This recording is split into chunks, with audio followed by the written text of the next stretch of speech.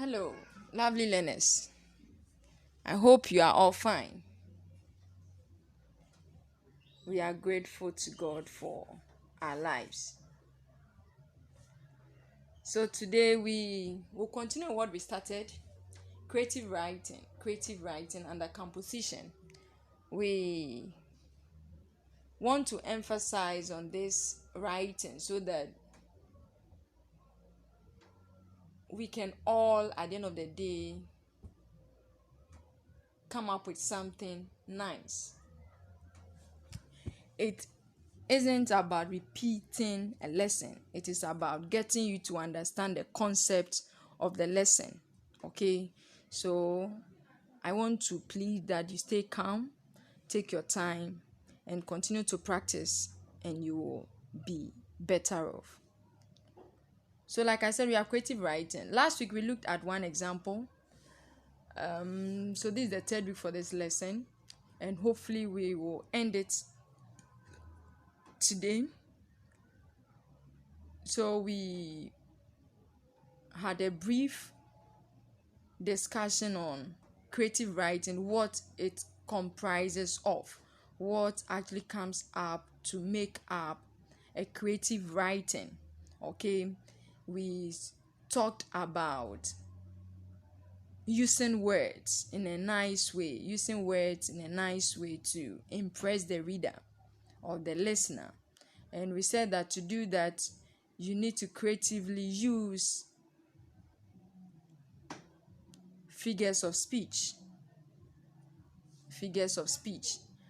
That has to do with using simile, metaphor, personification, oxymoron, a whole lot. Then we also talked about using sound devices like alliteration, assonance, repetition, onomatopoeia. Yes, all these ones, when they are used, make your writing very nice and interesting. Perhaps you are facing challenges now, but it is going to be built with time. So don't be so hard on yourself, okay? Just gradually. Hopefully, we'll be able to address this issue, okay? And just like you read someone's story and you are excited, some also read yours and the person will be excited. That is the essence of this. Okay. So we said creative writing has to do with imagination, okay? It's an imaginative form of writing where the writer employs the use of literary devices, the use of words to appeal to the five senses of the reader or the listener.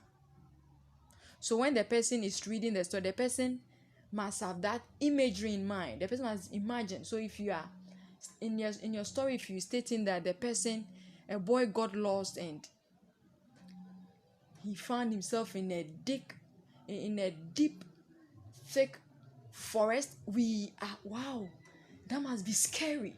So you are appealing to the senses of the person. I hope you are getting that. That is the essence and it is very simple. We realize that it's very simple. We know the word, just that we don't use them. So we are only being encouraged to use them. Okay, I hope that is clear. So I won't talk much. I would advise you to visit the audio for last week's lesson. Listen to the audio again. Get some information, salient point from the notes given, and use it for the assignment for today's lesson. So for this lesson, it is this way. As the eldest, your parents left your younger sibling or siblings in your care. Tell your friends what happened. You will be amazed at what you come up with. Okay? So your parents left your siblings in your care, and you have to tell your friends what happened. Yes, a lot of things can happen when you are taking care of your siblings, especially when you have ones that are very stubborn, naughty, I should say, okay, and they would pull your legs, they would try to make your work very difficult. I hope you are getting the picture. Yeah, so that is what we want to paint in the mind of the reader. So it should have an introduction. So first give it a title, okay, a title. So you can decide to pick a title from this. A day I will never forget. My siblings and I. It will be fun, okay?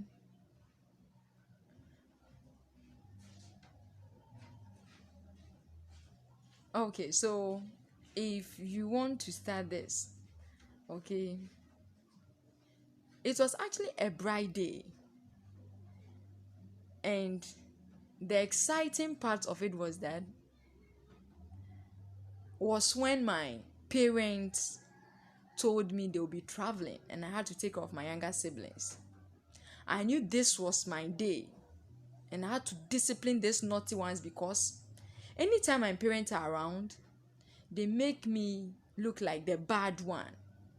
So I was so glad finally I was going to pay them back in their own coin.